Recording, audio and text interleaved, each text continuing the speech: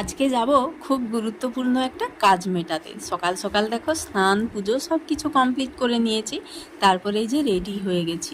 তো এত গরমের মধ্যে সত্যি কথা বলতে এর থেকে আর ভালো কিছু আর হলো না।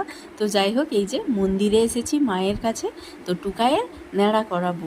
তো অনেক দিন থেকে ভাবছিলাম তো মন্দিরে এসে টুকাইকে ন্যাড়া করাবো, কিন্তু হয়ে উঠছিল না। তো টুকাই তো এই সত্যি খুব ভয় পেয়ে গেছে, ওখানে একটা ছবি তুলবো দাঁড়াতে বললাম, ভয়ে দাঁড়ালোই না কোনো কিছুতেই। তো তারপরে এই যে এখানে টুকাইকে ন্যাড়া করানো হচ্ছে এখন, তারপরে পুকুরে স্নান করাবো একটু, আর নিজেও স্নান করেছি। তো মা মেয়ে দুজনে পুকুরে স্নান করে এখন ড্রেস চেঞ্জ করে নিয়েছি। তো চলো এবার পুজো দেওয়ার পালা। এখানে এসেছি এখন মাখা প্রসাদ কিনবো, কিনে তারপর মায়ের জন্য পুজো দেব। আর মন্দিরের ভেতরে এসে দেখছি অনেকটাই কিন্তু ভিড় জমে গেছে, কিন্তু একটু ডুপ্লিকেট করেই কিন্তু পুজোটা দিলাম, তার জন্যই তাড়াতাড়ি হয়ে গেল।